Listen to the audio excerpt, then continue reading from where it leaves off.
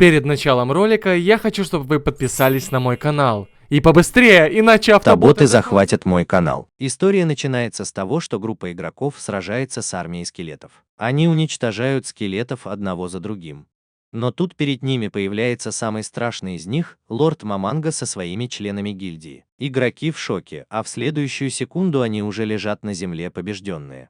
Это игра в жанре морпк, которая скоро закроется. Игроки один за другим покидают игру. Но лорд-скелет хочет провести в игре еще немного времени, прежде чем она закроется. Он открывает дверь и заходит внутрь. Как и положено лидеру гильдии, все НПК-слуги склоняют перед ним головы. Он проверяет их характеристики и узнает, что Себастьян – человек, а остальные его боевые товарищи. Он приказывает им следовать за ним, и они послушно выполняют приказ. Они подходят к большой двери, которая открывается, и за ней оказывается королевский трон. Маманга идет к трону, а слуги следуют за ним. Альбедо, еще один слуга, уже ждет его. Он приказывает слугам оставаться на месте, и они повинуются. Он садится на трон и смотрит на прекрасную Альбедо. Он начинает проверять ее характеристики, отмечая, что она сильнейший НПК в гробнице Назарика, который руководит всеми стражами. В последней строке говорится, что она прекрасна снаружи, но сурова внутри. Это описание, которое оставил один из членов гильдии Мамонги. Мамонга думает, что это ужасно, и решает удалить его. Вместо этого он добавляет строчку, в которой говорится, что Альбедо любит Мамонгу. Но вскоре он смущается от этого, а милая Альбедо просто смотрит на него. Затем он приказывает всем поклониться, и они выполняют его приказ. Теперь он ждет, когда сервер выключится, и поскольку это его последний день в игре, он вспоминает всех членов своей гильдии, понимая, что играть вместе было весело. Но, видимо, они все ушли. Когда отчет заканчивается, он понимает, что сервер все еще работает. Он в шоке встает и плачет. Что происходит? Альбедо спрашивает его, что случилось, Мамонга сама. Он смотрит на нее, и она снова спрашивает: «Лорд Мамонга, все в порядке?» Она подходит ближе и спрашивает: «У вас какие-то проблемы, мой господин?» Но он в полном шоке от того, что с ним разговаривает НПК. Он говорит ей, что его звонок в службу поддержки не работает, и она грустит, говоря: «Я тоже не могу использовать эту функцию звонка в службу поддержки». Мамонга смотрит на ее губы и думает, что они шевелятся. Пока она продолжает говорить с ним, он не понимает, разговаривает ли он с НПК или это какая-то ошибка в игре. Он может использовать все функции, но не может обратиться за помощью к администрации. Затем он приказывает Себасу выйти из гробницы и осмотреть окрестности Назарика. Себас отвечает: «Понял, лорд Мамонга». Он приказывает боевым горничным охранять 9-й этаж гробницы от любых вторжений. Они все выполняют его приказы и уходят. Пока он думает, как связаться с администрацией, Альбедо спрашивает: «Лорд Мамонга, что мне делать?» Он просит ее подойти ближе, и она отчаянно выполняет его приказ. У нее такой приятный запах, и он в шоке от того, что у персонажа НПК такой человеческий запах. Затем он берет ее за руку и понимает, что у нее есть пульс. Альбедо краснеет, когда думает о том, что НПК, работающий на основе ИИ, выглядит таким живым. Он решает проверить это в последний раз и спрашивает Альбедо: «Можно я потрогаю твою грудь?» Она отвечает: «Конечно, господин. Пожалуйста, трогайте меня сколько хотите». И подходит к нему ближе. Когда он прикасается к ней, она вскрикивает и краснеет. Тогда он понимает, что, возможно, этот воображаемый игровой мир стал реальным, и все персонажи НПК ожили. Он перестает ее ласкать, и Альбедо спрашивает: «Ты собираешься взять меня в первый раз здесь и сейчас? Напиши, Мамон, сама. Мне самой раздеться или ты хочешь это сделать?» Но он останавливает ее, говоря, что сейчас не время для этого. Она извиняется, и он говорит: «Все в порядке, я тебя прощаю. Но у меня есть для тебя задание.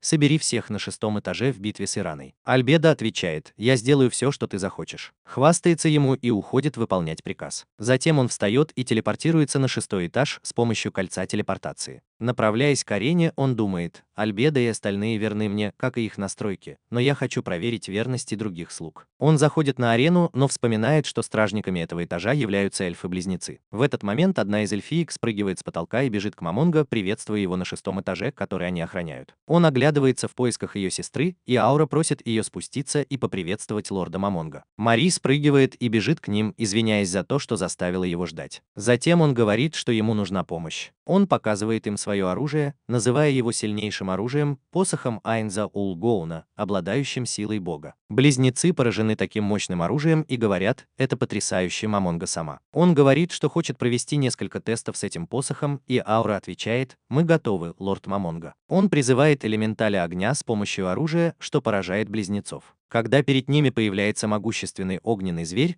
Мамонго говорит, что его уровень выше 80. Он спрашивает Ауру, не хочет ли она сразиться с ним. Аура выглядит взволнованной, а ее сестра немного напугана и пытается уйти, но Аура останавливает ее. Теперь они оба сражаются с огненным зверем. Мамонго приказывает зверю напасть на близнецов, и они готовятся к бою. Когда монстр атакует огнем из пасти, Аура прыгает к нему и нападает. Но монстр снова атакует и сама создает магический щит, чтобы защитить Ауру. Они продолжают сражаться со зверем. Мамонго заключает, что, как и ожидалось, это для близнецов проще простого. Пока эльфийские близнецы сражаются с огненным зверем, Мамонго связывается с Себасом и спрашивает, нет ли проблем снаружи гробницы. Себас говорит, что есть небольшая проблема, и Мамонго просит его прийти на 6-й этаж и доложить ему. Тем временем близнецы побеждают монстра и подходят к лорду Мамонго. Он предлагает им воды, так как после боя они, наверное, хотят пить, и они пьют. Затем Аури говорит: лорд Мамонго, я думала, что вы будете более устрашающим, а он отвечает: я могу быть таким, если вы захотите. В этот момент появляется еще один милый НПК и подходит к ним с зонтиком. Она начинает спорить с Аурой, а Мамонго думает, это что, другой мир, где НПК похожи на людей, и задается вопросом, сможет ли он вернуться в свой старый мир. Но у него нет ни семьи, ни друзей в том мире. Пока он размышляет об этом, появляются все призванные им стражи и персонажи. Они собираются вокруг него, и Альбедо, лидер стражей, приказывает им поприветствовать лорда Мамонго. Демиург – страж 7-го этажа. Ауреа – страж 6-го этажа вместе со своей сестрой-близнецом Мари. Страж 5-го этажа – Кассидис. Стражи 1-го, 2-го и 3-го этажей – Шелтиер. Наконец, Альбедо, как лидер стражей, склоняет голову. Она говорит: кроме стражей 4-го и 8-го этажей, все стражи собрались, чтобы поклониться вам. Пожалуйста, отдайте нам приказ, лорд Мамонго. Мы все готовы служить вам. Мамонго приказывает им поднять головы и говорит: я уверен, что вы сможете безупречно выполнять свои обязанности. Они все рады это слышать. В этот момент появляется Себастьян и рассказывает ему о ситуации снаружи. Он объясняет, что гробница Назарика по какой-то причине перенеслась в неизвестное место. Услышав это, Мамонго приказывает каждому стражу усилить оборону и просит Мари скрыть гробницу землей и холмами вокруг нее. Затем он спрашивает: что я для вас за человек? Они все хвалят его, называя своим верховным лордом. Выслушав их мысли, он говорит им, чтобы они продолжали верно служить ему. Когда он уходит, Шалти упоминает, что от присутствия лорда Мамонги у нее мурашки по коже и трусики намокли. Альбедо это злит, и они начинают спорить, кто из них будет официальной женой лорда Мамонги, потому что обе его очень любят. Демиург и Казуха радуются, что если лорд Мамонга примет этих женщин, у них тоже появится шанс служить наследнику Мамонги. Демиург вмешивается и останавливает их, говоря, что лорд дал им задание, и они решают обсудить это позже. Затем мы видим, как Мамонго в своей комнате размышляет о том, насколько он здесь силен. Входит служанка и дает ему меч, и он превращается в воина, чтобы проверить, насколько он силен в бою. Затем он говорит ей: я ненадолго выйду. Служанка сообщает ему, что стражники готовы пойти с ним, но он настаивает на том, чтобы пойти одному. Он телепортируется за пределы гробницы, и когда он идет вперед, он с удивлением видит, что его уже ждут 3 стражников. Они здесь по приказу Демиурга. Появляется Демиург и говорит: лорд Мамонго, я не могу позволить вам идти одному. Мамонго разрешает только одному из них пойти с ним. Демиург следует за ним. Когда он выходит наружу, он поражается ясному небу. С помощью магии он достает кулон, надевает его и взлетает в воздух. Демиург тоже превращается и следует за своим господином. Добравшись до вершины, Мамонго восхищается пейзажем и говорит, что захватывающе было бы завоевать мир. Демиург готов следовать за ним.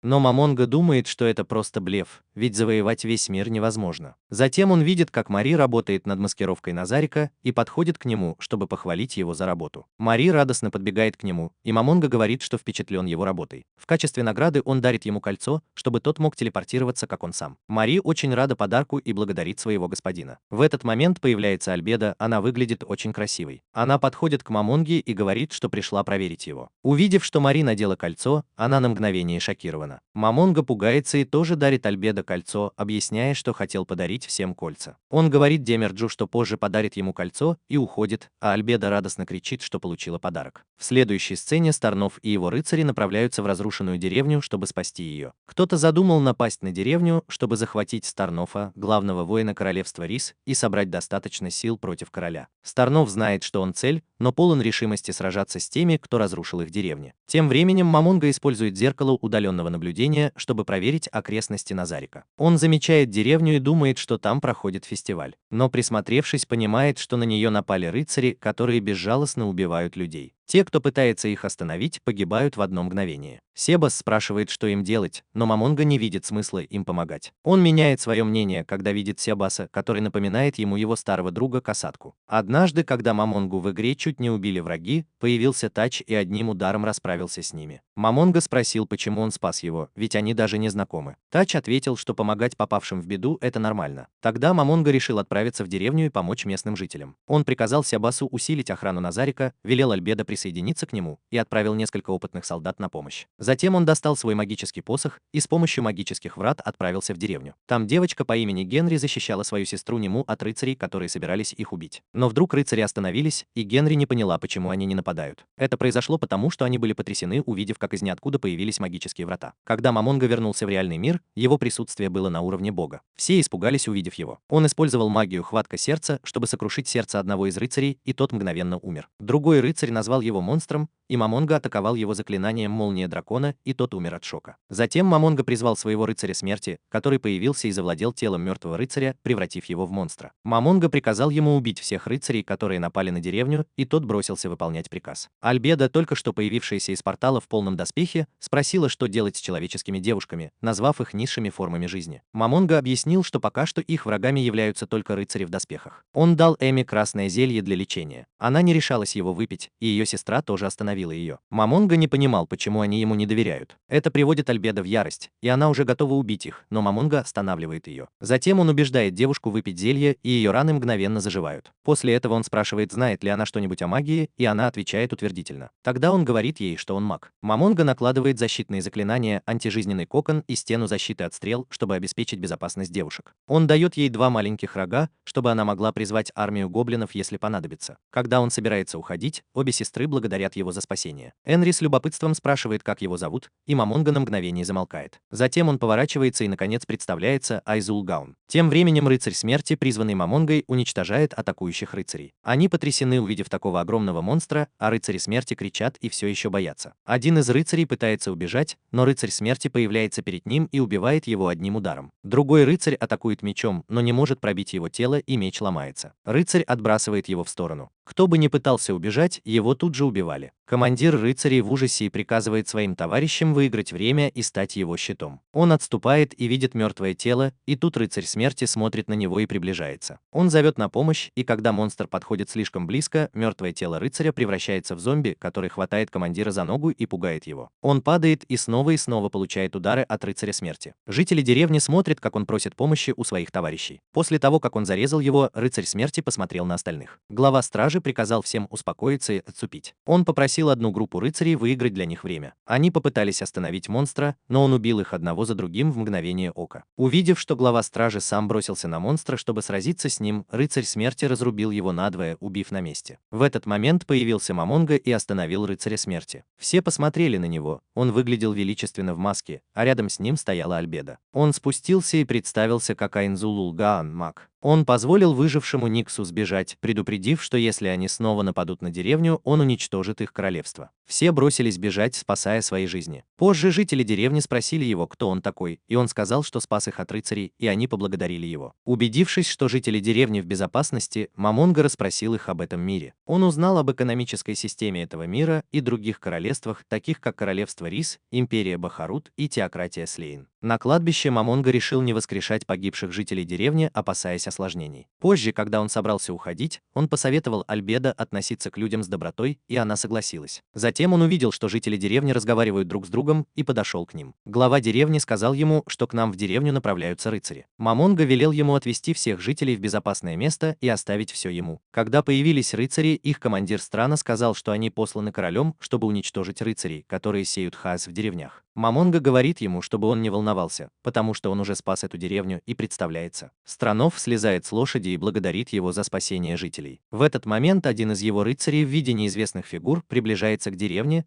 и это становится новым испытанием для Мамонги. В королевстве Слейн верховный жрец приказывает капитану Левину уничтожить Странофа, сильнейшего воина королевства Риза, дав ему в помощь могущественный артефакт. Левин приказывает своей армии приготовиться к битве. Они прибывают в деревню, чтобы убить Странофа, и Мамонга спрашивает, кто они такие. Страноф отвечает, что это маги, посланные королевством Слейн. Это те, кто раньше нападал на деревни, чтобы его уничтожить. Он просит Мамонгу помочь ему в борьбе с ними, но Мамонга отказывается.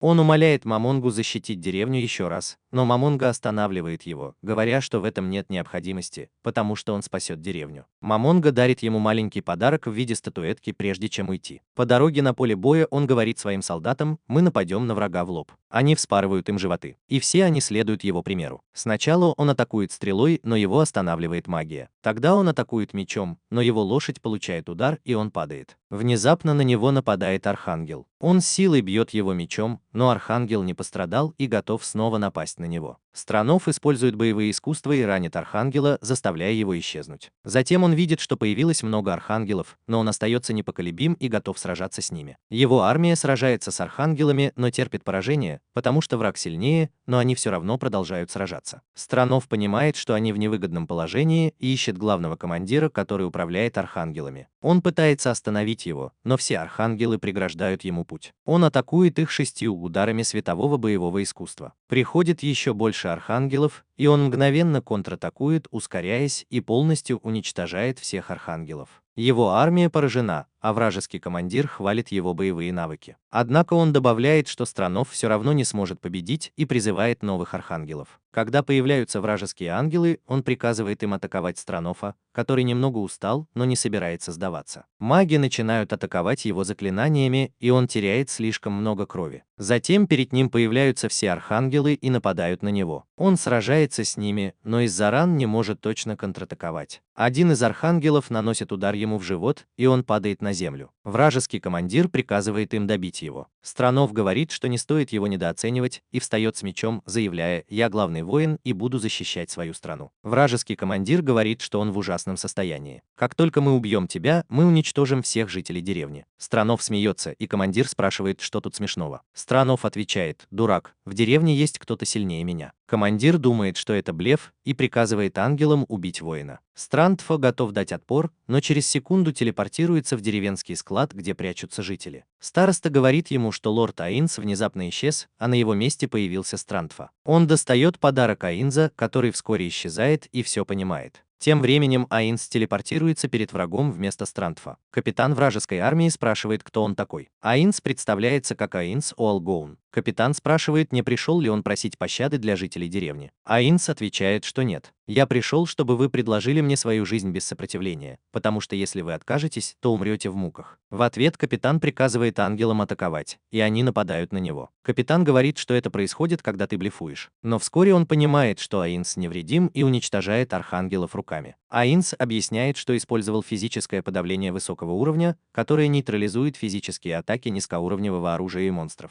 Он силой бросает архангелов на землю, и они мгновенно исчезают. Затем Аинс говорит: «Теперь моя очередь. Я иду, это будет бойня». Капитан приказывает всем архангелам атаковать одновременно. Аинс использует негативный взрыв, создавая темный взрыв, который убивает монстров за секунду. Левин вспоминает, что Страндфа предупреждал их о ком-то сильнее его. Все вражеские маги начинают стрелять в Аинза разными заклинаниями, потому что очень его боятся. Один маг пытается выстрелить в него камнем, но Альбеда мгновенно его убивает. Аинс говорит ей, что эти воздушные атаки не причинят ему вреда. Но Альбеда говорит, что эти маленькие камешки недостойны касаться нашего Верховного Лорда. Левин пытается использовать другого своего сильного монстра, князя наблюдения, чтобы напасть на Мамонгу. Но когда ангел атакует, Левин мгновенно останавливает его. Он использует адское пламя, и ангел исчезает после одного удара. Враги напуганные спрашивают Левина, что им делать. Тогда он достает предмет, который дал ему Верховный Жрец. Кристалл-печать, способный запечатать любую магию, кроме заклинаний высшего уровня. Мамонга готовится к этой атаке, попросив Альбеды использовать ее навык, чтобы защитить его. Капитан призывает сильнейшего архангела, властителя Доминиона, который выглядит очень величественно. Мамонга понимает, что это их козырь, и теряет дар речи, но только потому, что он был готов к такой детской игре. Левин не может в это поверить и просит ангела использовать святое наказание, магическое заклинание 7-го уровня, против которого, по его словам, никто не устоит. Появляется луч, Мамонга смеется и говорит, что теперь он знает, каково это получать урон. Альбедо приходит в ярость и говорит: ты жалкий человек, как ты смеешь причинять боль моему господину, ты кусок дерьма. Мамонга просит ее успокоиться и говорит, что теперь его очередь. Он использует черную дыру, и ангел исчезает в темной дыре. Левин начинает умолять о пощаде, потому что понимает, что не сможет победить. Мамонга снимает маску и говорит: если ты будешь вести себя тихо, я дам тебе безболезненную смерть, Левин. Позже, когда они возвращаются в Назарик, Альбедо краснеет и говорит, что лорд офигенно крут. Затем она признается, что волновалась, когда он столкнулся с атакой ангела. Она знает, что он не пострадает, но не может терпеть угрозы для тех, кого любит. Он отвечает, что будет иметь это в виду. После этого Мамонга садится на свой трон и извиняется за то, что пошел один. Он говорит, что Альбедо объяснит, что произошло. Затем он сжигает свой флаг и официально меняет имя на Аинс Олгоун. Всем нравится это имя, и они говорят, что он потрясающий. Он приказывает им сделать так, чтобы имя Аинс Олгоун стало вечной легендой. Он надеется, что его друзья, которые пришли в этот мир, узнают его по этому имени. В следующей сцене Альбедо читает свой ежедневный отчет перед Мамангой. Он хвалит ее и говорит, что она молодец, и она довольна его словами. Она говорит: пожалуйста, используй меня как хочешь, мой господин. Я так тебя люблю. Он отвечает: не стоило тебе менять настройки. Альбедо наклоняется к нему и спрашивает: это доставляет тебе проблемы? Он отвечает: нет, это не так. Она говорит: тогда все в порядке, и начинает представлять день, когда выйдет замуж за Мамонгу. В этот момент появляется Шалти и приветствует его.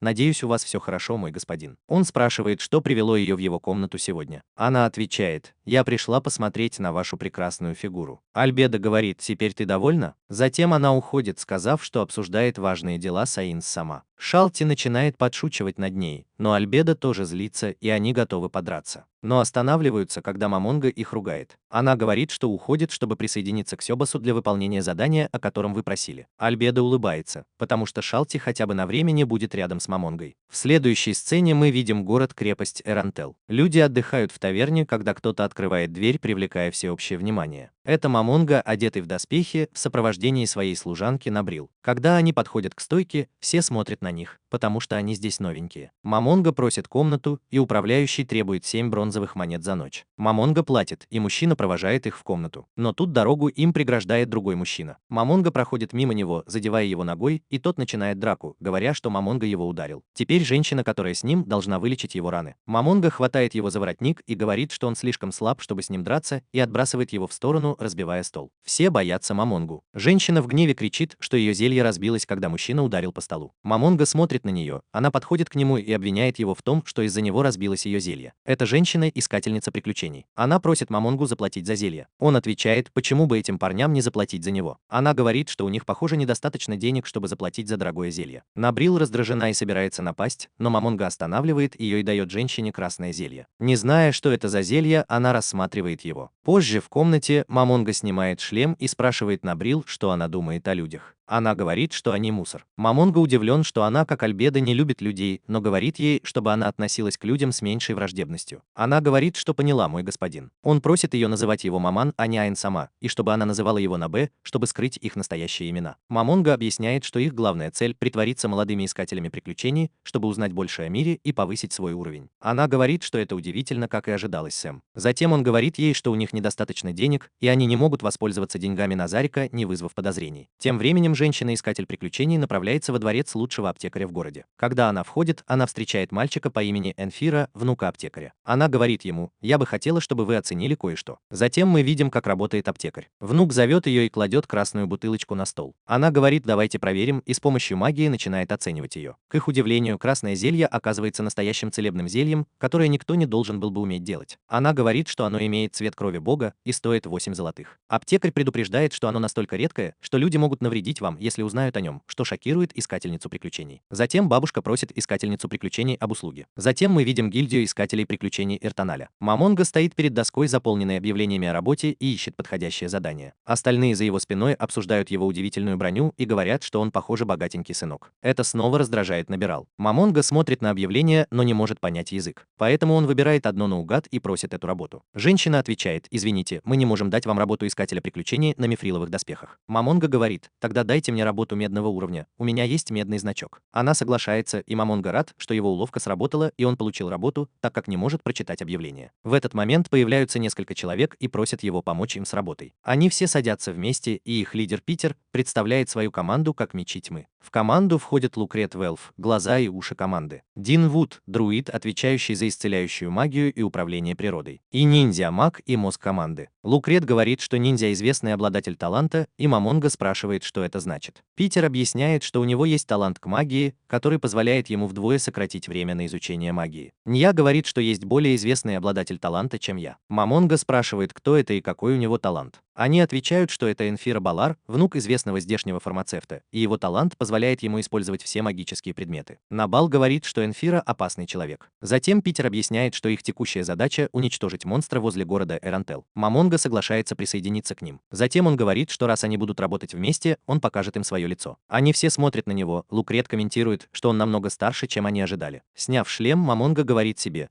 «Ну, это лицо иллюзия». Затем Лукрет спрашивает, какие у вас с Мамонгой отношения. Она отвечает, что она его союзница. Услышав это, он признается ей в любви и просит о свидании. Она говорит: «Заткнись, слизняк, знай свое место, я отрежу тебе язык». Но его все больше привлекает ее характер, и он говорит: «Давай начнем с дружбы». Она отвечает: «Ты хочешь, чтобы я выцарапала тебе глаза?» Питер бьет его за такое поведение и извиняется. Затем они спускаются по лестнице, чтобы отправиться на задание. В этот момент они останавливаются, и женщина говорит Мамонге, что его попросили выполнить особое задание. Эфира Балар. Наб встает перед ним, готовый в случае чего атаковать, но Маман вырубает ее ударом карате и говорит, чтобы она не двигалась бездумно. Фира представляется, говоря, что это он попросил Мамонгу. Мамонга отвечает, что у него другое задание и он не может помочь. Питер говорит, что он должен выслушать его просьбу, а потом уже решать. Мамонга соглашается. Затем Энфира говорит им, что она пойдет собирать травы в лесу возле Карна и просит их присмотреть за ней. Мамонга думает, что это хлопотно, у него нет навыков, чтобы защищать кого-то. Он просит членов группы Меч Тьмы помочь, и они соглашаются. Перед тем, как продолжить, он спрашивает, почему Фира выбрал его, и тот отвечает, что Мамонга легко справился с тем человеком в гостинице. А поскольку он медный авантюрист, это будет дешевле. Лахман соглашается, но у него тоже есть свои мысли. Сцена переносится на общинное кладбище Эрантеля. Кто-то в плаще заходит внутрь, открывает потайную дверь и спускается по лестнице. Дойдя до конца, она зовет кого-то по имени Каджит. Выходит старая ведьма и спрашивает, что ей нужно. Она отвечает, что принесла это, и ведьма говорит, что это корона мудрости, великое сокровище убитой теократии. Она признается, что украла ее у принцессы. Старая ведьма говорит, что это священный предмет, который запечатывает разум владельца, превращая его в источник магии высокого уровня. Однако только один человек из миллиона может носить этот предмет. Она подтверждает, что слышала о жителе города, который обладает магическими способностями. Она планирует заставить его надеть корону и использовать его силу. Она просит старую ведьму помочь ей устроить хаос, пока она будет похищать его. Теперь они все отправились в лес, чтобы забрать Энфиру. Когда они прошли половину пути, Энфира предложила Питеру сделать привал. Питер сообщил об этом Мамонгу, и тот согласился. Пока они отдыхали, Питер сказал Мамонгу, что дальше будет опасно, и Мамонга ответил, что они будут осторожны. Лукрет сказал Набе, чтобы она не волновалась, и пообещал защитить ее от любой угрозы. Это разозлило Набу, и она сказала: «Дай мне прикончить этого комара, мам и Сэм». Ее грубость еще больше понравилась Лукрету. Затем ниндзя спросил, не здесь ли живет мудрый король леса, и Инфра ответил, что это волшебное существо с 4 лапами и змеиным хвостом. Почему оно не может использовать магию? Мамонгу стало интересно, и он сказал, что хотел бы с ним встретиться. Тем временем в гробнице Назарика мы видим, как Демиург идет к комнате Мамонга. Он стучит в дверь и заходит внутрь, где видит Альбеда, лежащую на кровати Мамонга. Он спрашивает, что ты делаешь в спальне Аинза сама? Она отвечает: я хочу, чтобы Аинз сама почувствовал мой запах, когда вернется. Затем она достает что-то из-под одеяла, и Демиург на мгновение удивляется.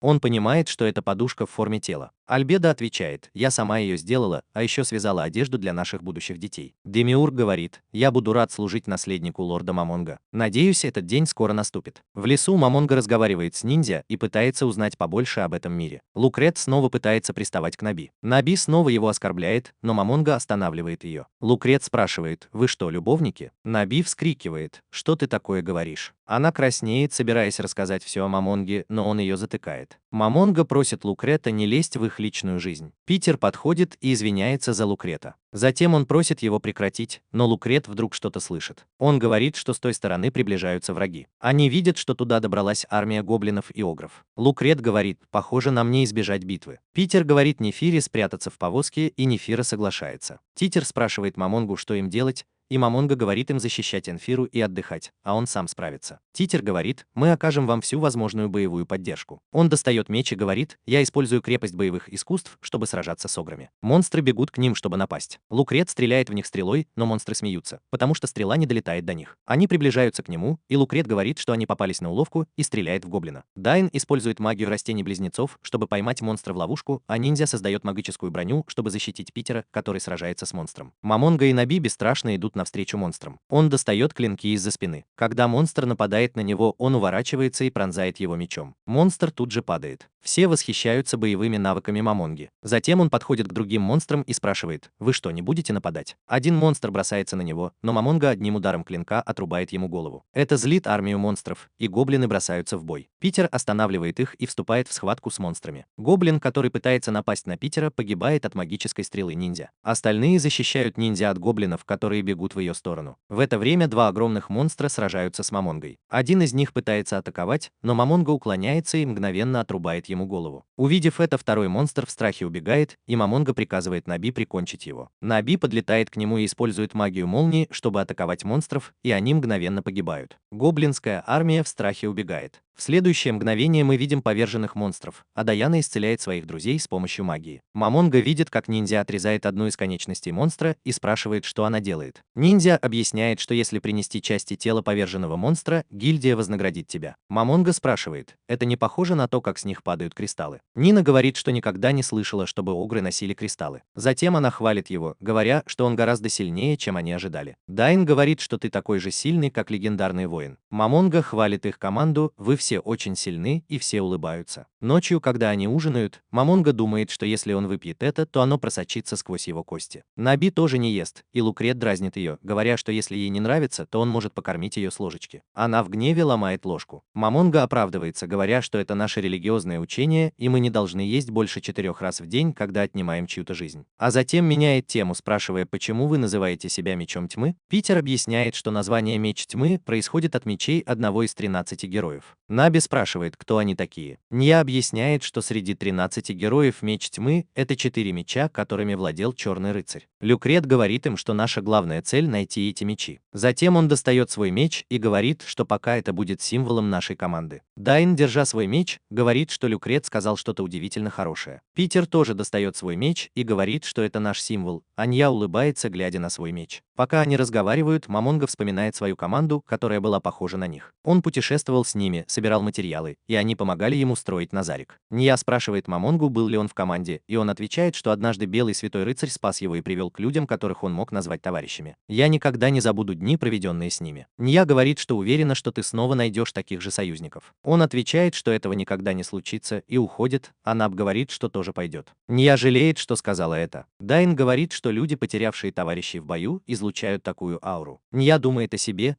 я знаю, как больно терять близких. Кажется, она думает о своей старшей сестре. Афира говорит, сила, которую сегодня продемонстрировали Мамон и Сан, была потрясающей. Питер говорит, что, по его мнению, Мама и Сан воины королевского уровня. Афира удивляется и говорит, что это значит, что он на одном уровне с самыми сильными авантюристами, и все соглашаются. Они начинают хвалить Мамонгу за его силу, и женщины легко влюбляются в него. Энфира немного смущается и спрашивает, неужели Мамон Сан так популярен среди женщин? Питер говорит, что дело не в его внешности, а в его силе, и, глядя на его доспехи и меч, можно сказать, что он богат. Фира не знает, что сказать. Они спрашивают его, есть ли какие-то проблемы, и он отвечает, что в деревне Карн есть девушка, в которую я не хочу влюбляться. Лукрет говорит, что может научить его, как добиться ее, но Питер бьет его по голове, чтобы он замолчал. Затем они все собираются вокруг Энфиры и говорят ему, что поддержат его, если он захочет, и он краснеет. Ниндзя все еще переживает за Мамонгу, когда смотрит на него. Он смотрит в небо, а Наб стоит рядом. Тем временем Клементина ищет информацию о местонахождении Энфиры. Она убивает всех на своем пути, медленно преследует и пугает человека. Человек говорит ей, что не знает, где Энфира. Она говорит ему, что любит убивать и мучить людей, от чего он убегает. Клементина пронзает его мечом и подчиняет своей воле с помощью способности, которую она получила после удара. Теперь он в подземелье, создает зомби с помощью своего шара смерти. Мы узнаем, что он годами планировал превратить город Эрантел в город смерти с помощью ритуала под названием «Спираль смерти». Если он добьется успеха, то сможет стать бессмертным. Он говорит Клементине, если ты будешь доставлять мне проблемы, я тебя убью. Она тут же нападает на него, но он защищается своим щитом. Он Он говорит, какой глупый поступок, а она отвечает: я не всерьез. Кажется, что они работают вместе только ради выгоды. После того, как она уходит, мы узнаем, что когда-то она занимала 9 место в Черном Писании. Ее сила – это сила героя, и она очень опасна. В следующей сцене группа продолжает свое путешествие. Мамонга вспоминает, что утром Нинья извинилась за то, что упомянула его друзей накануне вечером, и это вызвало неловкость. Затем Нинья рассказывает о драконе в горах Азурлиджа, который может свободно управлять природой. Мамонга нарушает молчание, спрашивая, знает ли она имя дракона. Она не знает, но обещает узнать, когда они вернутся в город. Он говорит: ладно, сделай это для меня, и она улыбается и соглашается. Остальные тоже улыбаются, радуясь, что Нинья и Мамонга снова ладят. Когда они приближаются к деревне Карн, они замечают, что она окружена забором. Увидев их, гоблин приказывает другому позвать их лидера. Когда они подходят, гоблин преграждает им путь. Лукрет достает оружие, чтобы выстрелить, но появляется целая армия гоблинов и окружает их со всех сторон. Но лидер гоблинов говорит, что они не хотят сражаться, если в этом нет необходимости. Этот парень в доспехах выглядит очень опасным. В этот момент появляется девушка и спрашивает, что происходит. Увидев ее, Энвира окликает ее по имени. Энри широко улыбается, когда видит Энвиру. Энфри вспоминает, как Энри отдал ей рог, когда она спасла его от рыцарей, и теперь она может вызывать армию гоблинов, когда ей это нужно. Энри – друг Энфри. Они заходят в дом, и она рассказывает, что произошло в деревне. Ее родители тоже погибли. Энфри хочет утешить ее и спрашивает, не хочет ли она выйти за него замуж,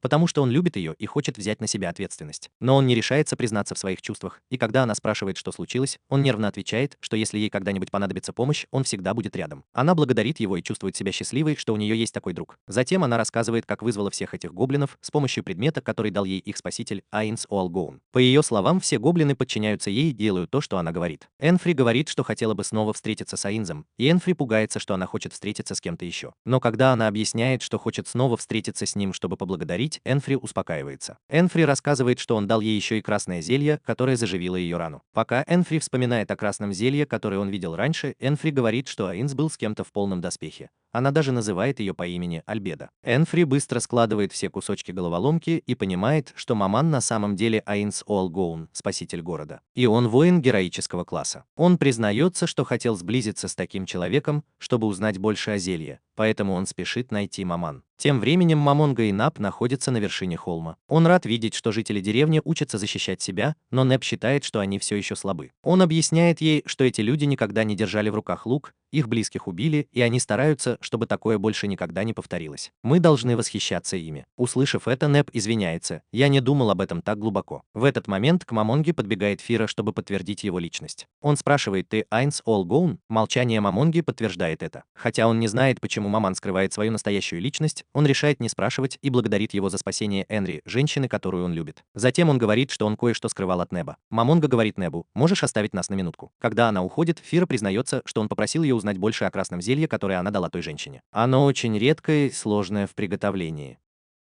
Он извиняется перед Мамонгой, который говорит, что он не сделал ничего плохого, а просто хотел пообщаться с ним. Но что он будет делать, когда узнает, как делается красное зелье? Фира отвечает, что просто хочет получить знания. Мамонга говорит, что если это не для каких-то злых целей, то нет ничего плохого в том, чтобы хотеть узнать. Фира говорит, что он удивительный. Мамонга спрашивает: только ты знаешь Айнза? Он отвечает утвердительно и уверяет, что никому не расскажет. Поблагодарив его за все, он уходит. Нэп извиняется за то, что чуть не выдал информацию о Мамонге и Альбеда, из-за чего Энвира поняла, что Мамонга — это Айнс. Она собирается убить себя мечом в качестве извинения, но Мамонга останавливает ее. Он говорит ей, что она должна учиться на своих ошибках и что она прощена. Затем они собираются войти в лес, и Инфира просит их хорошо его охранять. Он просит Мамонгу, чтобы если они встретят мудрого короля леса, тот отослал его, не убивая. Причина в том, что это территория мудрого короля леса, и монстры не нападают на деревню из леса. Мамонга соглашается, а Лукрет шокирован, услышав это, потому что думает, что Мамонга не сможет победить легендарное существо. Мамонга говорит, что сначала хочет исследовать эту местность вместе с Набом. Они начинают исследование, и когда заходят глубоко в лес, Наб чувствует чье-то присутствие и собирается напасть, но вскоре понимает, что это Аура. Мамонга попросил ее найти мудрого короля леса и привести его к Мамонге. Аура отправляется на задание. Она мчится на поиски мудрого короля леса. Появляется существо и сажает ее себе на спину вместе с другим существом, которое облизывает ее лицо в знак любви. Они оба ее спутники и не хотят, чтобы она шла одна. Затем они добираются до пещеры. Аура медленно заходит внутрь. Она видит, что монстр крепко спит и использует магию, чтобы разбудить мудрого короля леса, а когда тот просыпается, убегает. Собирая травы, Пирус видит, как улетают птицы. Лукрет прислушивается и говорит, что приближается что-то большое. Мамонга и Наби идут в ту сторону, говоря: предоставьте остальное нам, а остальных попросите уйти из леса. Затем они ждут монстра, и Наби достает свой меч, готовясь к бою. В этот момент появляется монстр. Он направляется в нашу сторону, Мамаонга достает свои мечи. У монстра сверкают глаза, и он атакует Мэмонджи своим хвостом. Но тот останавливает его клинками. Монстр хвалит его за то, что он остановил атаку, но предупреждает, что если он не уйдет,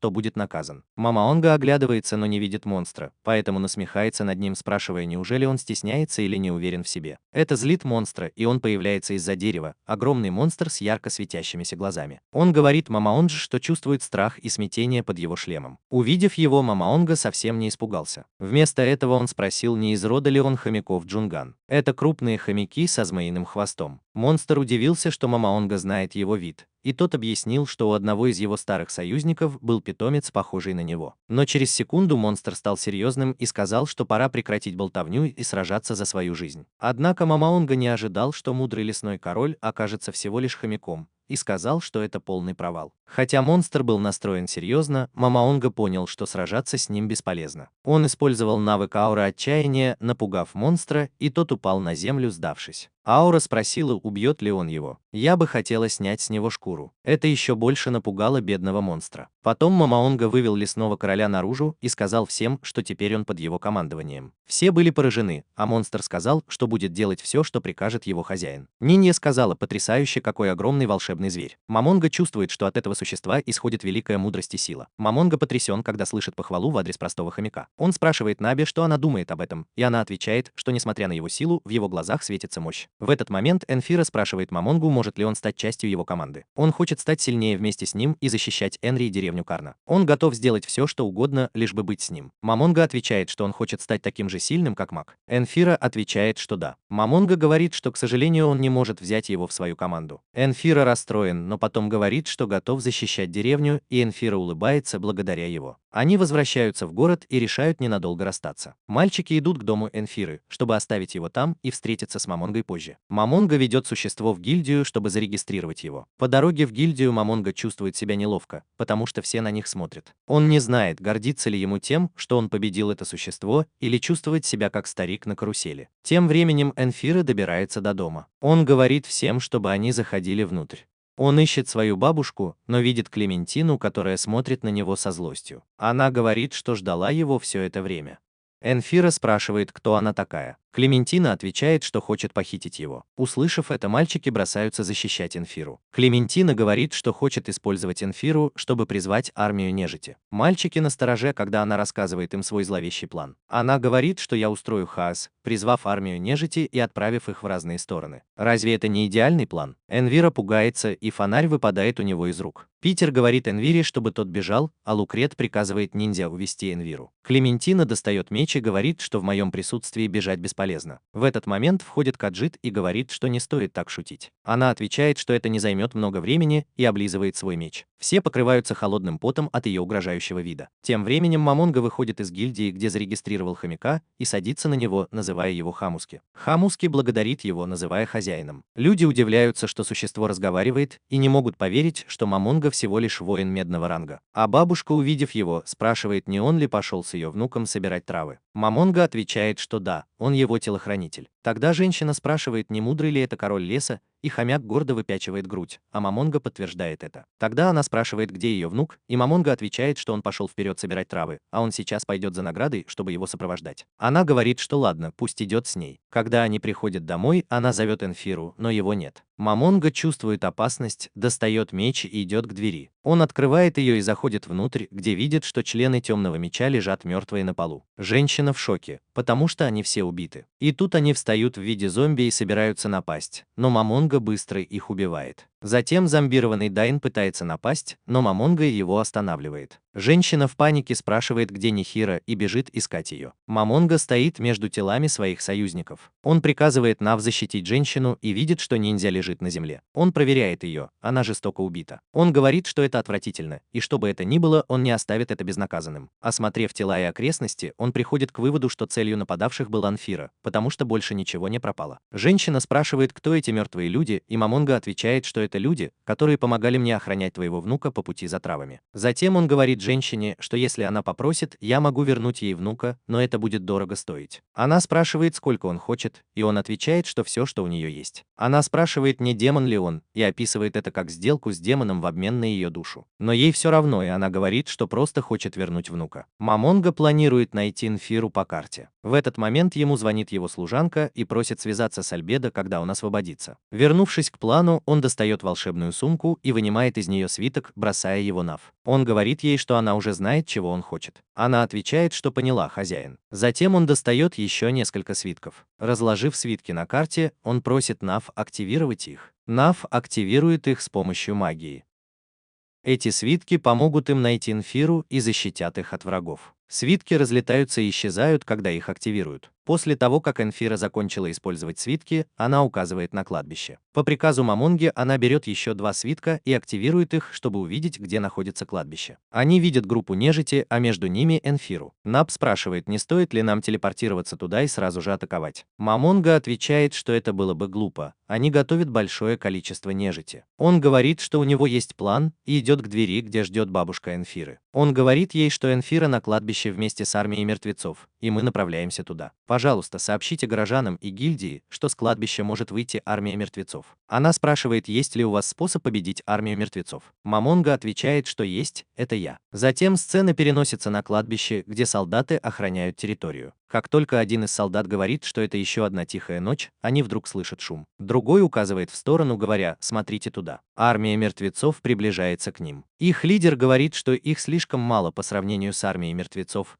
и приказывает другим солдатам прийти на помощь. Армия нежити достигает ворот и стены, пытаясь войти. Один из мертвецов начинает взбираться на стену, и солдат отталкивает его. Но их слишком много, и они продолжают лезть один за другим. Одного солдата вот-вот убьют, но его товарищ вовремя спасает его, отталкивая мертвеца. Один из них начинает рубить им головы. Солдаты пытаются остановить их, но внезапно появляется так много нежити, что солдаты отступают. В этот момент появляется Мамонга со своим хомяком. Увидев его доспехи, один из солдат говорит, что медные доспехи бесполезны против нежити. Мамонга спрыгивает вниз и просит у Набе свой меч. Когда появляется огромный монстр-нежить, Мамонга говорит солдату, посмотри назад, а затем со всей силы бросает меч в монстра, отчего тот падает. Затем он просит открыть ворота, но солдаты отказываются, сомневаясь в его способностях противостоять целой армии нежити. Поэтому он просто улетает в другую сторону, а Набе и хомяк следуют за ним. В следующее мгновение солдаты с ужасом видят, что армия нежити повержена, и понимают, что Мамонга — это тот самый легендарный герой, который в одиночку победил целую армию нежити. Теперь мы видим, как Мамонга пробирается к кладбищу, убивая нежить одного за другим.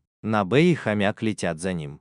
Хомяку не по себе, потому что он обуза для Набе, ведь он не может летать, а на земле его может атаковать нежить. Внезапно Мамонга останавливается и понимает, что такими темпами они не доберутся до крематория, потому что нежити слишком много, и она продолжает нападать, пока он их убивает. Набе спрашивает, почему бы не сделать все проще, не послать войска с навыками скрытности, а самим отсидеться и подождать, пока ситуация изменится. Мамонга, удивленный, что сам об этом не подумал, отмахивается и говорит, что она никогда ничему не научится, если он будет все время ей объяснять. Затем он создает среднего уровня нежить, собирателя трупов и Джека-потрошителя, приказывая им сражаться с нежитью, и они начинают расчищать путь Мамонге, чтобы он мог быстрее пройти. Они оставляют Хамисука на дереве, куда не могут добраться мертвецы, а сами направляются к крематорию. Там мы видим Кадзита с его учеником, которые пытаются провести какой-то ритуал. Мамонга зовет его и спрашивает, зачем он тратит свою ночь на скучный ритуал. Кадзит спрашивает, кто он такой, и Мамонга сначала говорит, скажи мне, где Энвира и тот, кто убил моих спутников. Прежде чем Кадзит успевает что-то сказать, мы слышим голос. Это Клементина, которая признается, что убила его спутников. Она улыбается и говорит, значит, ты пришел сразиться со мной? Что же, это интересно. Мамонга говорит Набу, я оставлю Кадзита тебе, а сам разберусь с Клементиной. Затем он спрашивает Клементину, почему бы им не сразиться там. Она отвечает хорошо и уходит с ним. Когда они уходят, Набу использует свою магию и атакует Кадзита и его учеников. В следующее мгновение все ученики мертвы, кроме Кадзита. Тем временем Клементина спрашивает Мамонгу, ты злишься, что я убила твоих союзников? Она смеется и говорит, это было весело. Извини, что убила их. Он отвечает, не нужно извиняться, а она говорит, это скучно, ты не злишься. Может, они и не были твоими друзьями. Мамангер отвечает, твое существование оскорбительно. Я дам тебе фору. Он смеется и говорит, что тот, кто ступил на территорию героев, никогда не проиграет. Мамонга говорит, я дам тебе фору, но не буду сражаться с тобой всерьез. Вернемся к Кадзиту. Он говорит Набу, ты врываешься в мир мертвых, не понимая силы сильных. Затем он активирует сферу и вспоминает предупреждение Мамона о том, что нужно быть осторожным. К ее удивлению, над ней появляется огромный дракон, известный как скелетный дракон. Но прежде чем он успевает напасть, она уворачивается. Дракон улетает в противоположном направлении и приземляется на землю. Дракон громко рычит, и Каджит смеется, говоря, что дракон устойчив к магии, а она заклинательница и не может с ним сражаться. Это раздражает Наби. Она достает меч и готовится к бою, говоря, что если так, то она убьет его. Затем она бежит в сторону дракона и прежде чем он успевает напасть, прыгает и атакует его мечом. Дракон падает от одного удара. Каджит удивляется и спрашивает, кто она такая. Она отвечает, что он, красный жук, посмел недооценить ее. Каджит злится и использует луч отрицательной энергии, который, кажется, восстанавливает дракона, и как будто этого недостаточно. Он использует усиленную броню, меньшую силу, стену щитов и пламя нежити, чтобы сделать дракона сильнее. Она, в свою очередь, использует усиленную броню, стену щитов и отрицательную энергию защиты, чтобы укрепить себя. Когда дракон приближается, чтобы напасть на нее, она бросается на монстра и блокирует его атаку. Это раздражает Каджета, потому что она кажется очень сильной. Когда она падает на землю, он атакует ее кислотным копьем, стреляя кислотой, но ее защитная магия уклоняется от нее. Она атакует Каджита молнией, но дракон блокирует ее ногой. Каджит снова использует свой камень, чтобы призвать другого скелетного дракона, который появляется из-под земли. Призвав другого, он израсходовал всю накопленную негативную энергию, но верит, что когда убьет Набе, Мамонгу и город, он снова ее наберет. Увидев это, Набе бросается на драконов, чтобы сразиться с ними. Когда она подбегает ближе, один из монстров нападает на нее и топчет. Кадзита улыбается, но потом понимает, что она заблокировала удар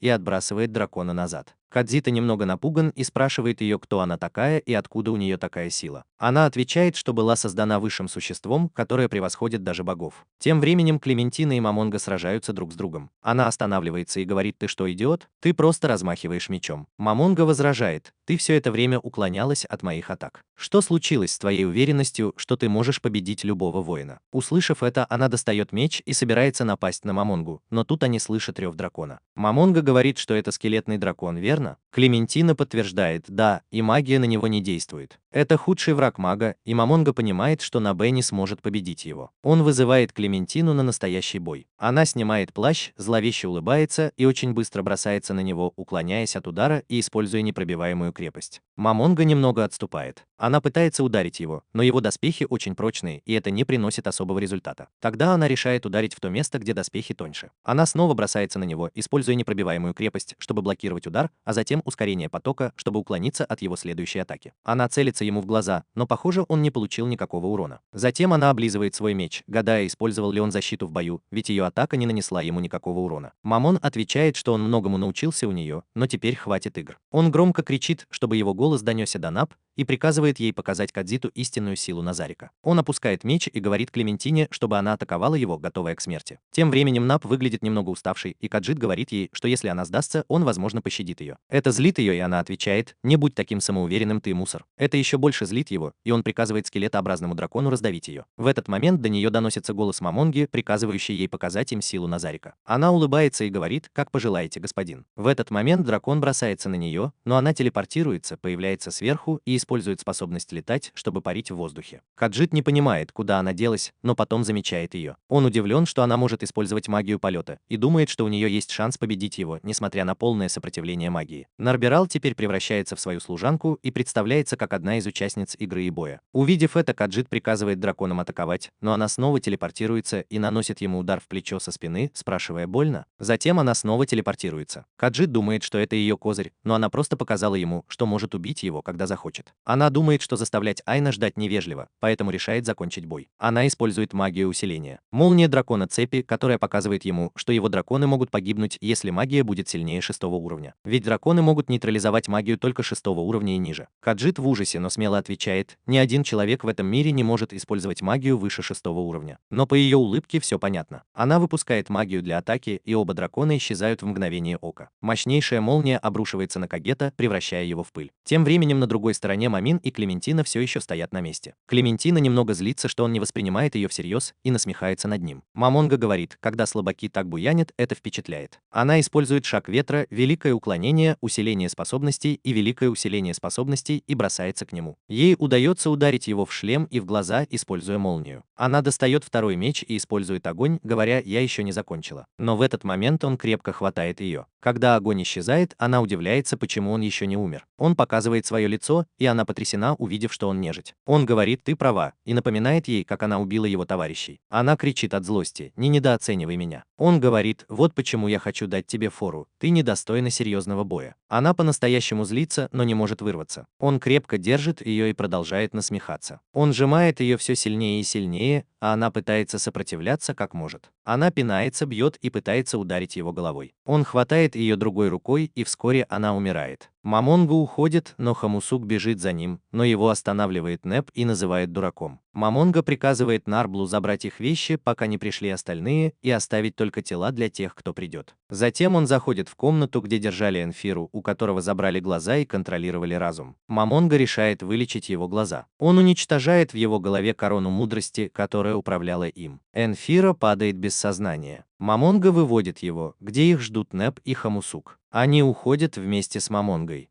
Теперь мы в городе Эрантель, в гостинице.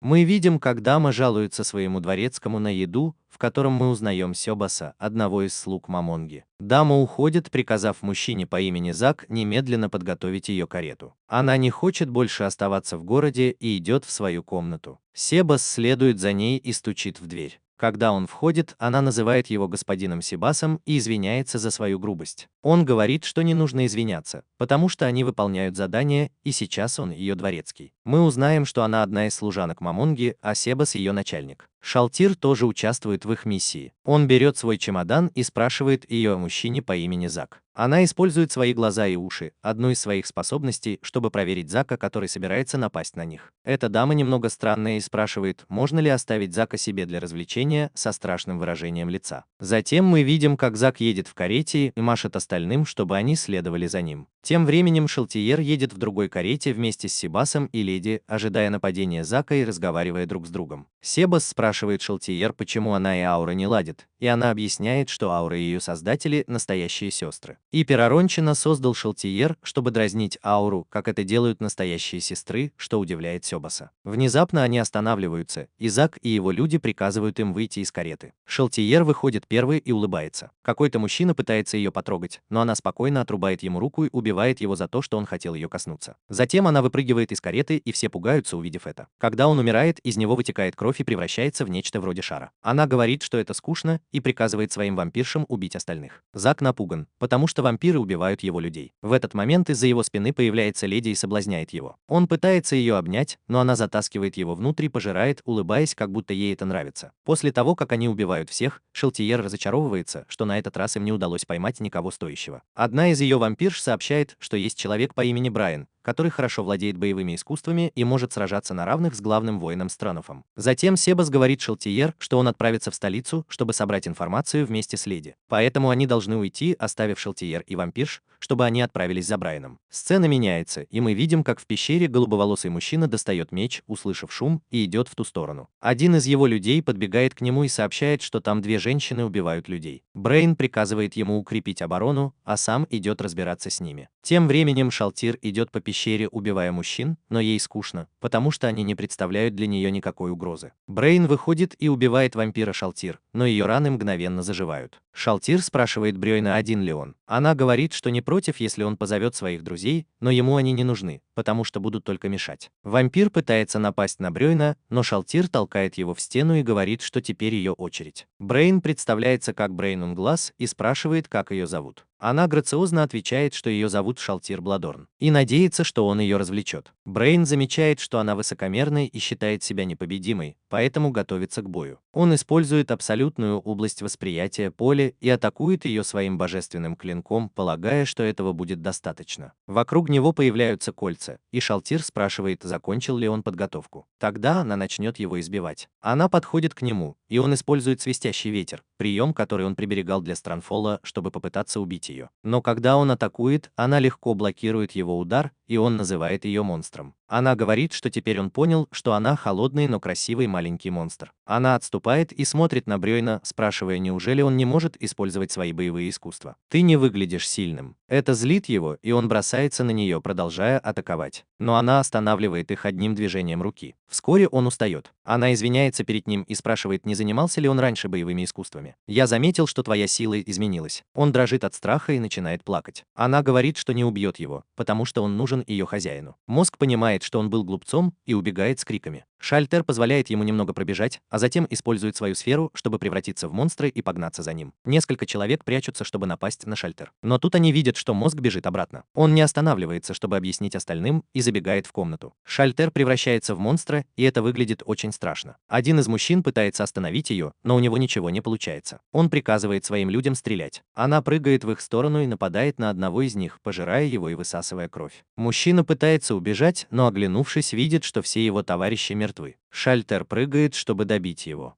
Затем она идет искать мозга, который сбежал через дыру. Она злится, что он сбежал. В этот момент подходит один из ее вампиров и говорит, что к ним идут люди. Она выходит на улицу и видит группу мужчин, готовых сразиться с ней. Она громко кричит, и среди них оказывается та рыжеволосая девушка. Маг из их группы говорит, что нужно приготовить серебряное оружие, потому что он думает, что монстр вампир. Шальтер разрывается между приказом поймать его и желанием убить. Она говорит, что хочет разорвать их на части и искупаться в их крови. Тем временем они готовят серебряное оружие. Шалтир бросается на них и убивает нескольких мужчин. Рыжеволосая девушка вступает с ней в схватку, и Шалтир смеется, говоря, что она милая, оставляя рыжеволосую девушку напоследок как десерт. И нападает на остальных мужчин, убивая их одного за другим. Теперь она поворачивается, чтобы напасть на девушку, которая очень ее боится. Девушка достает красное зелье. Шалтир сначала удивляется, а когда девушка бросает зелье, Шалтир разбивает его и замирает на секунду, а девушка убегает. Шалтир смотрит на зелье и кое-что понимает. Она приказывает своим вампирам схватить ее живой, и они тут же ее ловят. Шалтир подходит к ней и говорит: «Посмотри мне в глаза». Она использует свою силу взгляда, чтобы заставить ее рассказать, откуда она взяла это красное зелье. Девушка говорит, что получила его от человека в черных доспехах в гостинице в Эрантеле. Шалтир знает, что это Мамонга, но не понимает, зачем он дал ей это зелье, предполагая, что он хочет с кем-то подружиться. Шалтир спрашивает, зачем она там была. Девушка говорит, что они искали базу солдата, который стал наемником. Что-то показалось им подозрительным, поэтому они разделились, и один рейнджер остался чуть поодаль на всякий случай. Шалтир понимает, что шум, должно быть, заставил рейнджера убежать. Она бежит и прыгает на дерево, оглядываясь и говоря: «Я позволила двоим сбежать». Она никого не видит и приказывает своим детям, похожим на волков существам, найти их и убить всех, кого они встретят в лесу. Пока она злится, она видит, что ее детей убили, и в ярости направляется туда, где это произошло. Ее зрение затуманено и окрашено в красный цвет, но она видит группу людей и уже знает, что один из них очень силен. Этот человек тут же приказывает кому-то по имени Леди Кэр использовать это. Шалти создает оружие из своей кровавой сферы и отталкивает сильного человека. Когда кто-то преграждает ей путь, Шалти попадает под действие какой-то магии, но прежде чем она успевает подействовать в полную силу, она бросает копье, поражая двух людей. Леди Кэр и мужчину, который ее защищает. Шалти замирает, и через секунду Альбедо говорит, что Шалти кровавая падшая восстала против нас. Невесты-вампиры, которые были с Шалти, погибли, и после того, как Шалти не отвечает на зов Альбедо, он замечает, что ее имя окрашено в красный цвет. Поскольку ее имя не стерто, она не мертва. Мамонга понимает, что враги использовали контроль над разумом и, возможно, превратили Шалти в своего врага. Он думает, как такое могло произойти. Шалти нежить, у нее есть навык, который нейтрализует контроль над разумом. Альбедо предлагает отправить отряд охотников, в котором Шалти будет командиром, а Кас и Мари заместителями командира, чтобы убить Шалти,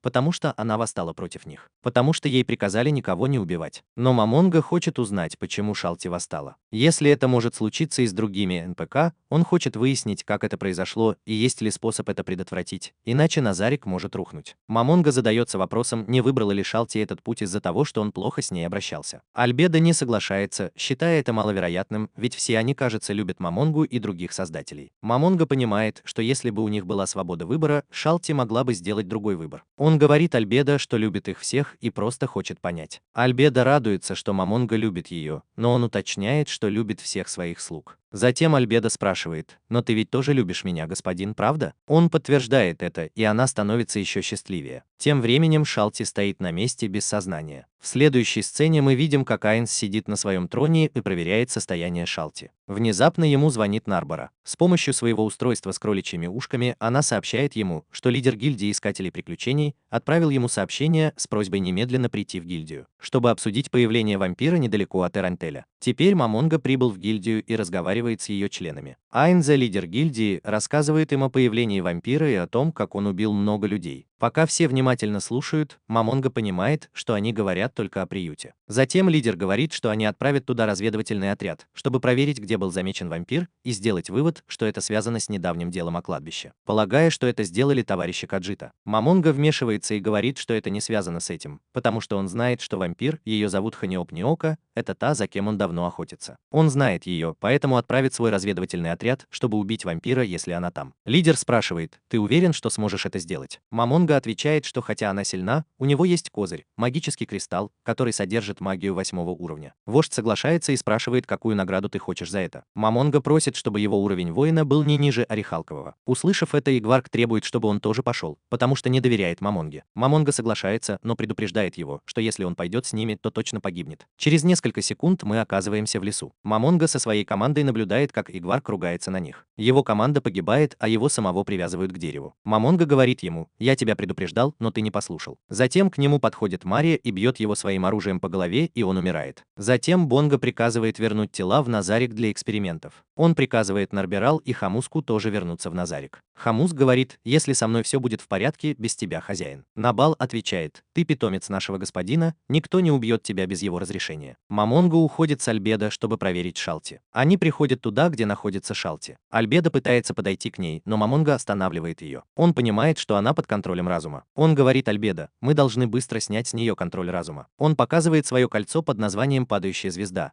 редкий предмет, снимающий эффект контроля разума. Альбедо спрашивает, действует ли оно выше 10 уровня магии, и Мамонга отвечает утвердительно. Мамонга использует кольцо и приказывает ему снять все эффекты статуса Шалти. Альбедо впечатлена тем, что он использует такой важный предмет для слуги, как Шалти, и называет его милосердным господином. Когда кольцо активируется, появляется магический круг, который быстро исчезает. Он потрясен, увидев, что магия высшего уровня не сработала. Он смотрит на Шалти и думает, что в этом мире есть такая сила, против которой не действует магия высшего уровня. Он говорит Альбедо подойти ближе, и они быстро уходят, телепортируются подальше, и Альбедо оказывается в объятиях Мамонги. Он начинает пинать землю. Альбедо беспокоится за него и спрашивает, что случилось. Он извиняется перед ней и говорит, что единственное, что не может победить магия высшего уровня, это предметы мира. Враг использовал это против Шалти. Он приказывает Альбедо поднять уровень безопасности Назарика до максимума и вызвать всех стражей, которые находятся далеко. Теперь мы видим, как Кас приказывает слугам выполнить приказ Мамонги. Демидж тщательно проверяет каждый этаж Назарика. Мэр следит за окрестностями.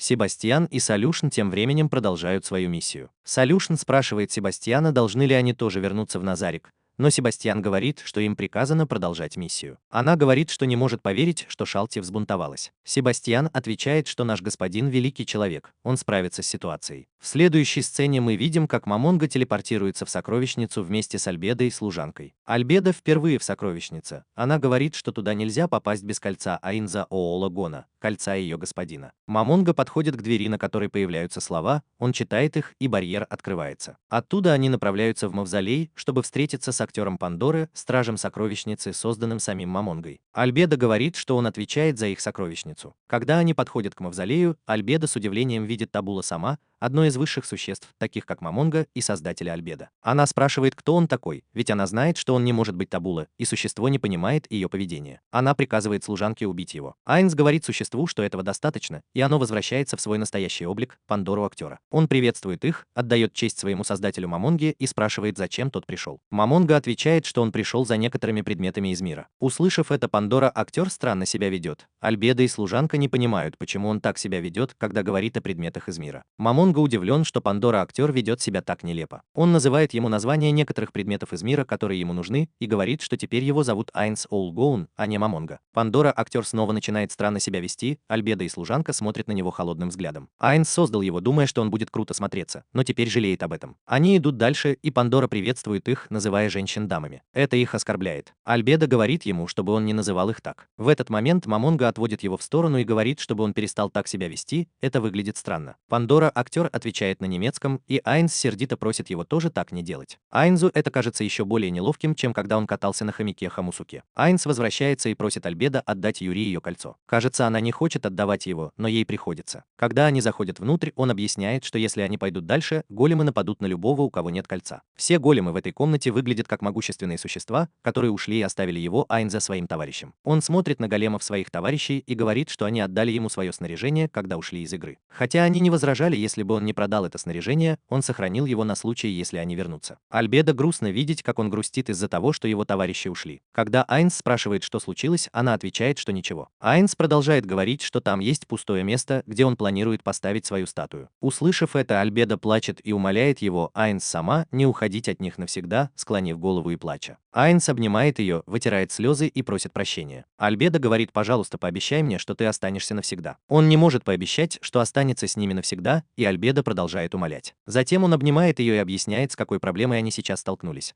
Враги контролируют разум Шалти с помощью мирового предмета. Поэтому, чтобы защититься, им тоже нужно использовать мировой предмет. Вот почему они пришли сюда за ними. Он говорит ей, что есть способ спасти Шалти и что он планирует сразиться с ней один, и не знает, вернется ли он. Альбедо со слезами на глазах спрашивает, почему ты хочешь сражаться с ней один, когда у тебя есть целая армия слуг, которые могут сражаться вместе с тобой? Он отвечает, что есть большая вероятность, что поход туда и сражение с Шалти может быть ловушкой. Ее могут использовать как приманку. Он не хочет потерять своих слуг, потому что они плохо знают врага. Альбедо хочет пойти с ним, но говорит, что он единственный, кто может победить Шалти в бою 1 на 1. Альбедо грустно, но она не останавливает его, пообещав, что он вернется. Он обещает, что победит Шалти и вернется в Назарик. Альбедо улыбается. Айнс использует врата и вместе с Аурой и Море появляется на скале. Он приказывает им разведать местность на наличие врагов, и они оба отвечают «да, господин». Затем он думает, где владелец предмета, контролирующего Шалти. Почему его здесь нет? Тем временем Альбедо и Каздас сидят и наблюдают за Айнзом, когда появляется Демиург. Он садится и спрашивает, почему ты позволил Айнс саме пойти одному? Альбедо отвечает, это было его решение, мы должны подчиниться. Демиург злится и говорит, даже если это было его решение, отпускать его одного опасно для его жизни. Альбедо спокойно отвечает, разве Айнс сама не обещал мне, что вернется в Назарик после победы над Шалти? Я верю его словам. Демиург злится еще больше и говорит, ты просто говоришь это под влиянием эмоций. Он решает пойти помочь своему господину. Но когда он пытается уйти, его останавливает Коздус. Он спрашивает, что вы будете делать, если с нашим господином что-то случится? Отпустите меня. Она смело отвечает, просто верьте в своего господина, он вернется. Демиург неохотно садится, и они решают посмотреть, сможет ли Айнс победить и одержать победу. Айнс все еще идет по лесу и обещает уничтожить того, кто сделал это с Шалти. Когда он добирается до Шалти, мы узнаем его план воскресить Шалти после того, как он ее убьет. Но он знает, что это большой риск, потому что не уверен, сработает ли это. Сначала Айнс использует тело Эфалента Барелла, чтобы проверить, сработает ли это. Но это не срабатывает, потому что это не настоящая атака. Прежде чем начать настоящую атаку, он готовится, используя благословение заклинателя магии, великую магию, тройное усиление магии, драконью силу, усиление сенсоров и другие необходимые вещи. Он заряжает суперуровневое магическое заклинание, которое превосходит магию 10 уровня,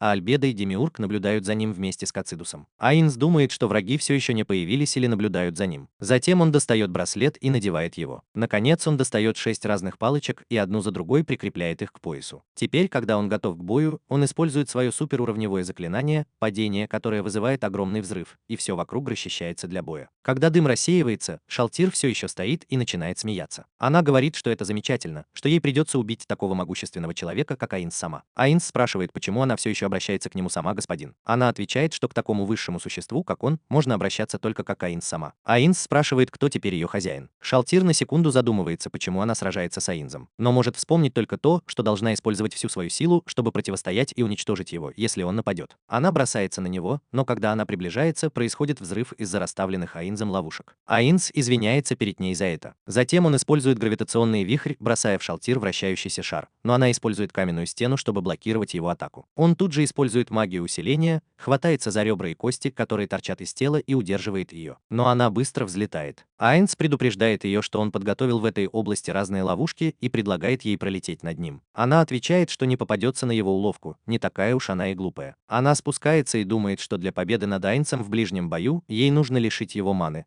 потому что сила Айнса как мага зависит от маны. Шалтер использует ману, чтобы посмотреть, сколько у него осталось маны, но, как она и боялась, у него ее еще много. Она также злится, что он не надел свои обычные вещи божественного уровня. Прежде чем снова начать бой, Шалтер использует регенерацию, чтобы немного подлечиться. Айнс не дает ей этого сделать и использует гравитационный вихрь, чтобы остановить ее. Шалтер использует телепортацию, чтобы избежать атаки, но Айнс использует задержку телепортации и взрывает ее. Она успевает увернуться, но Айнс использует астральное возмездие. Он стреляет в нее и попадает, и она падает на землю. Он использует тысячекосное копье и атакует ее, но она телепортируется. Он тут же снова атакует ее, но она защищается, прежде чем он успевает нанести удар. Айнс удивлен, потому что никогда раньше не видел, чтобы она использовала этот навык. Она смеется и говорит, что интересно, как долго он сможет продержаться. Затем она достает очищающее копье и бросает его в него. Копье попадает в Айнса в грудь. Это оружие святого элемента, которое очень эффективно против любого мага. Она снова атакует его. Айнс говорит, что не стоит недооценивать его, и использует реальность, нанося большой урон, но она тут же восстанавливается. Айнза поражает ее навык восстановления. Она насмехается над ним, говоря, что этот навык ей дал Перенчина сама, и это доказывает, что Перенчина сильнее Айнза. Айнс смело отвечает, что неважно, какими навыками она обладает, моя магия сильнее твоей. Она достает свой магический дротик и говорит, что если это так, то она не проиграет. Айнс снова использует свой удар на основе реальности, а она бросает в него дротик, и оба получают урон. Шалтер проверяет свой запас маны, который теперь намного ниже, а у нее маны еще много. Айнс использует великий удар грома, а Шалтер использует алую вспышку. Ее способность обжигает его, а его способность поражает ее. Она замечает, что ее огненная способность не сработала, и говорит, что, похоже, ты принял меры против огня. Айнс отвечает, что компенсировать твою слабость – это часть основ. Затем он использует максимальную магию «Истинный мрак», а она использует максимальную магию «Яркое сияние». Оба получают урон, но она улыбается, заметив, что на этот раз Айнс пострадал от ее святой магии. Демиург в шоке спрашивает Касс, что это значит. Касс объясняет, что его мантия защищает только от огня. После еще нескольких боев, Шалтер понимает, что Айнс все еще намного превосходит ее в магической битве даже с ее святой магией. Но она рада, что смогла немного снизить его запас маны. Он использует защитную магию, поэтому Шалтер решает атаковать его физически. Когда она готовится к атаке, Айнс говорит, что это невыгодная для него битва, а Шалтер спрашивает, почему он не отступает. Айнс отвечает, что не сбежит от своих обязанностей лидера гильдии. Они продолжают сражаться, и она отращивает крылья и использует призыв домашних животных, чтобы призвать летучих мышей. Айнс использует акулий циклон, чтобы противостоять летучим мышам, и появляется из-за способности, уклоняясь от одной из его атак и пронзая его в грудь. Шалтир немного истощает его, и Айнс активирует тело сияющего, успевая немного отдалиться от атаки и защищаясь стеной скелетов. Шалтир использует взрыв силы, чтобы взорвать стену, и когда она пробивает в ней дыру, Айнс применяет великую магическую печать. Стрелы, выпущенные из нее, следуют за Шалтир и попадают в нее. Затем она использует разрушение магии, чтобы отразить оставшиеся стрелы, и подлетает к нему, отталкивая его. Айнс использует полет, чтобы попытаться перехватить контроль. Он видит, что она немного восстановилась, и несколько раз использует рассечение реальности, пока она летит к нему, и одна из атак попадает в нее. Она снова использует отрицательный щит и толкает его на землю. Она спускается и использует свой последний козырь Эйнхерия, который создает белого клона. Она снова призывает домашних питомцев, но на этот раз их появляется гораздо больше. Айнс начинает думать, как с ними справиться, но Эйнхерия не дает ему времени на раздумья и нападает на него, пока Шалтир исцеляется, убивая своих монстров. Айнс уклоняется от клона и использует навык «Цель всей жизни» — смерть, а затем расширяет магию, чтобы увеличить радиус действия своего крика банши. Когда за его спиной появляются магические часы. Начинается затишье, пока клон все еще атакует его. Затишье заканчивается, когда магия активируется. Он говорит «это конец», и все вокруг него исчезает, оставляя лишь песчаную пустошь. Осталось только двое — Айнс, Шалти и куча песка. Шалти объясняет, что она воскресла благодаря предмету, который оставил ей Перен Сасама. Шалти направляется к Айнзу, потому что у него меньше маны, чем у нее, и она думает, что победит. Она спрашивает: «У тебя есть какие-нибудь последние слова?» Айнс отвечает: «Если бы ты сражалась осторожно, я бы не смог так хорошо все провернуть». Он объясняет, что в PvP игрок против игрока очень важно обманывать противника ложной информацией. Айнс приводит приводит примеры. Например, он сменил броню, чтобы обмануть Шалти, что священные атаки не работают, и притворился, что огненные атаки не наносят урона. Он также использовал ложные данные о жизни, чтобы обмануть Шалти, когда она проверяла его здоровье. Более того, Перарончина поделился с Аинзом подробностями о Шалти во время ее создания, поэтому он с самого начала знал о ее способностях. Аинз притворился, что ничего не знает, чтобы Шалти использовала свои навыки смелее. Он утверждает, что знает ее почти так же хорошо, как свое собственное творение. Актер Пандоры Шалти потрясена этим, и это подбадривает ее. Она нападает на Аинза, но он быстро активирует идеального воина, чтобы использовать снаряжение Такеми Кадзути и вступить в рукопашный бой. Как он и планировал. Слуги наблюдают за ними. Альбедо говорит, это доспехи Такеми Кадзути. Косас отмечает, что этот доспех может носить только чемпион мира. Демиург называет его идеальным воином. Альбедо рад, что Аинз все предусмотрел.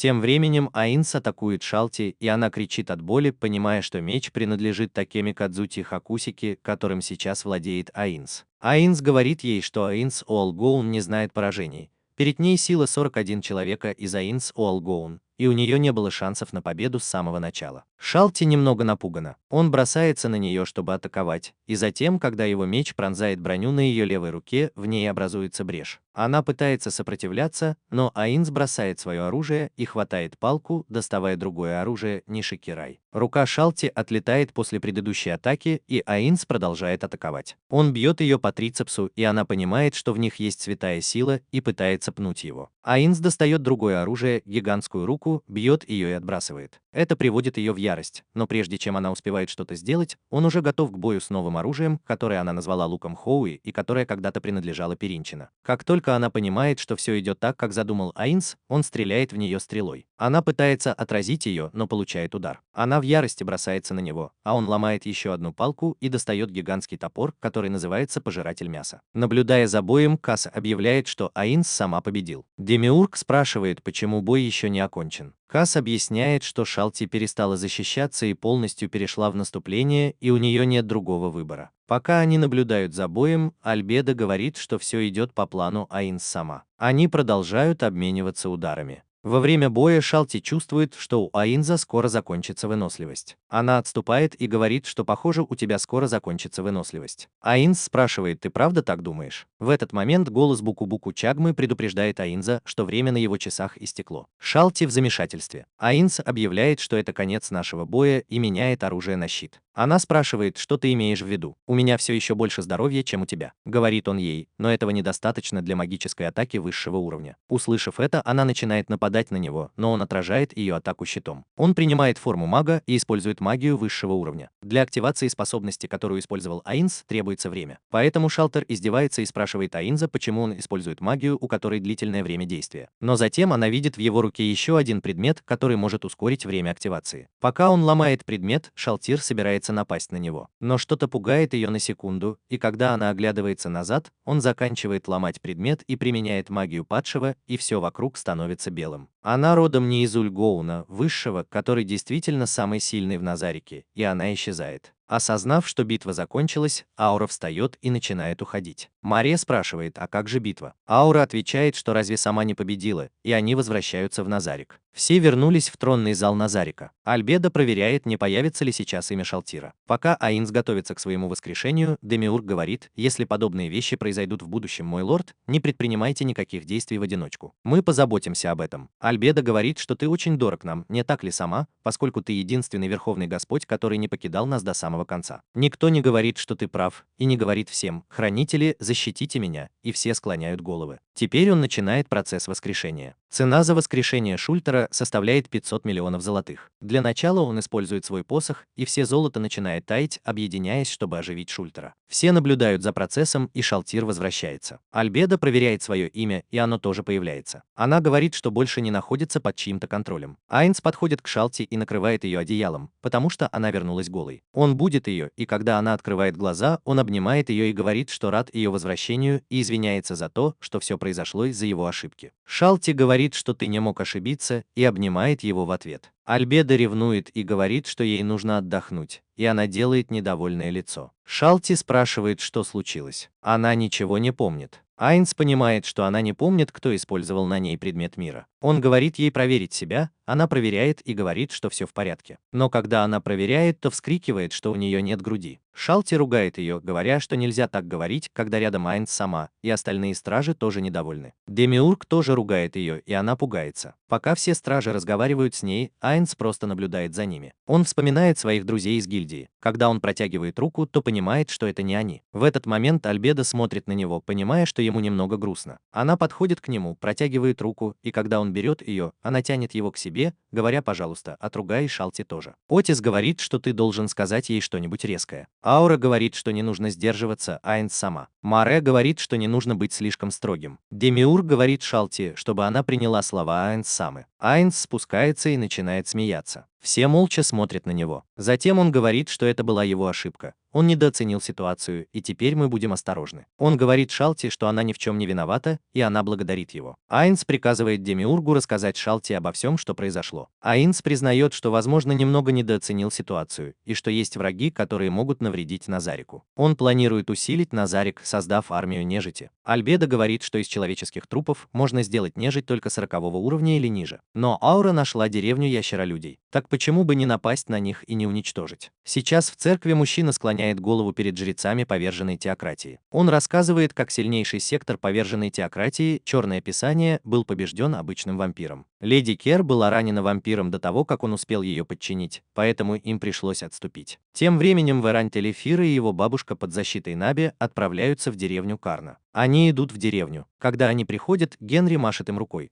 потому что она ждет их снаружи вместе с рыжеволосой плеяд по имени Люпус Регина Бета. Люпус Регина сообщает им, что Айнс приказал ей позаботиться о них. В столице королевства Риеста идет дождь, на улице темно. Себастьян пишет письмо, а Солюшн в форме горничной подает ему чай. Они вместе смотрят на затянутое тучами и дождливое небо. Тем временем главный воин Газеф Странов бежит под дождем и видит мужчину, сидящего в переулке. Он узнает в нем Брейнунглауса, того самого, кто столкнулся с Шалти. Услышав свое имя, мужчина поднимает голову и называет Газефа по имени. На следующий день Мамон открывает дверь гильдии в сверкающей адамантитовой броне. Авантюристы называют его черным вороном-героем, Мамоном и Наби прекрасной принцессой. Они рассказывают о своей победе. Айнс подходит к клерку и просит новое задание. К сожалению, она извиняется и объясняет, что сейчас нет достаточно большого запроса для него. Но тут Айнзу звонят, и он направляется в свою комнату. Во время разговора в его глазах появляется решимость, и он явно хочет взяться за новое задание. Давайте наберем 1 000 000 лайков. Мы сделаем еще одно такое же красивое видео. И что вам больше всего нравится в этой истории? Я всегда читаю все ваши комментарии. Так что пишите прямо сейчас и не забывайте, что вы лучшие.